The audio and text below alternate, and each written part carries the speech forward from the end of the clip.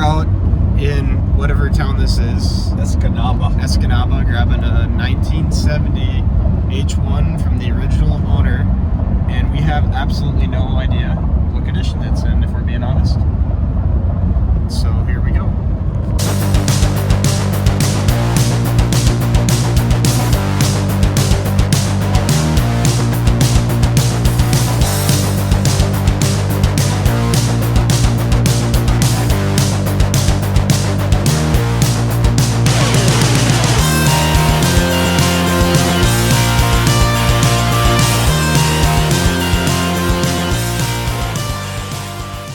I think they were for kids. Not me.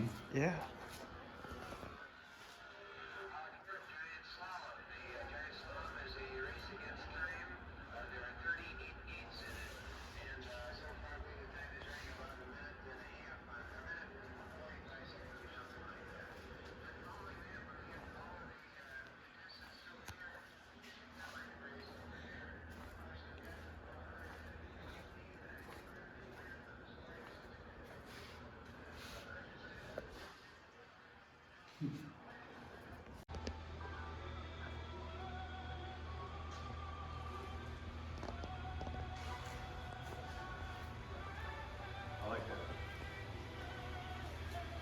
So here's the H1, and what was your story behind the bike? When did you get it?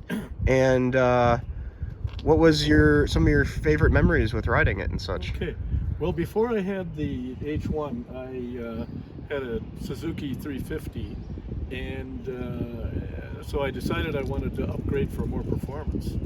And so I found this. It was about 2 months old. A young guy owned it and had a little crash, and there was some damage to the bike, so I got a good deal on it and bought it, and I used it like normal people would, and went on camping trips with my wife and things like that.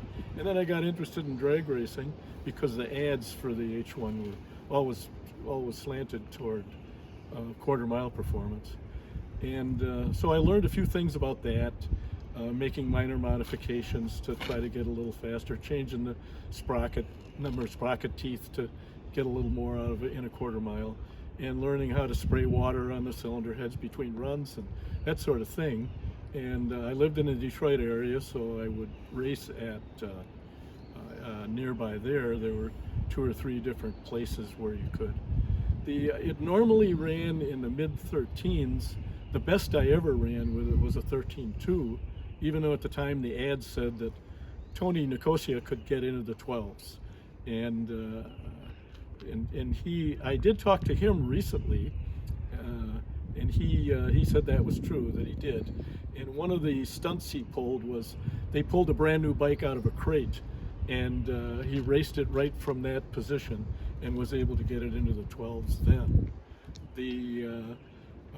I had some problems with it. One time I seized a piston on a corner, and it caused the rear wheel to lock up, and I spilled because of that.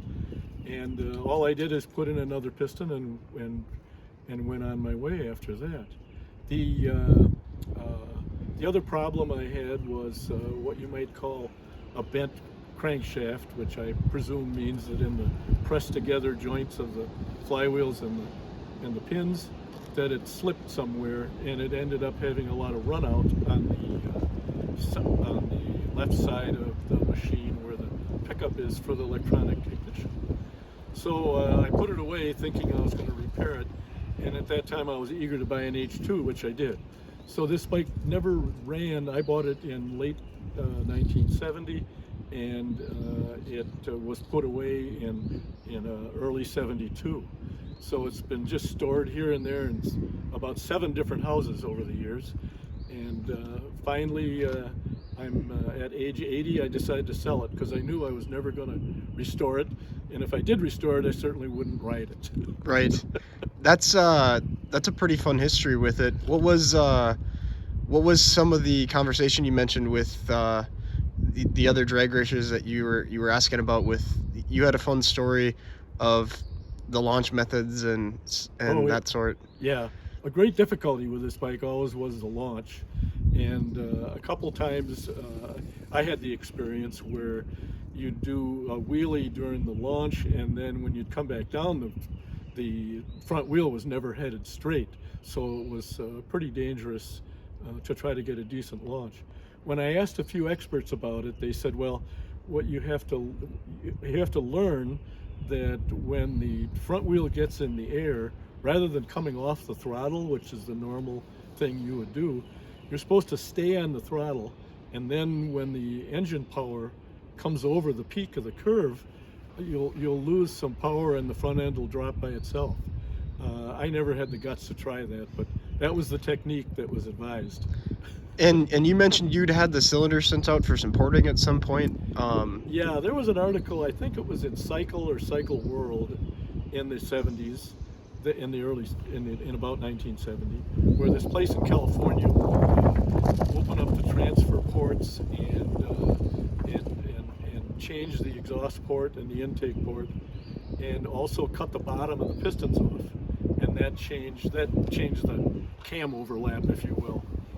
So I sent all those parts away to them, and they sent them back, and I think that was probably responsible for my problem with the crankshaft, because I began to over rev the machine in search of more power, because the normal power peak was around 7,500, and with these modifications it turned out to be about 8,500. Now Tony Nicosia says you could easily rev these to 10,000 with no damage, but I don't think I believe that, because I think that was the demise of the bike. Yeah, it's really easy to rev them to 10 grand when you can go get another one from Kawasaki afterwards. Probably is. Yeah, that's really awesome. Thank you for the story on this, and I think that captures what we're looking to show.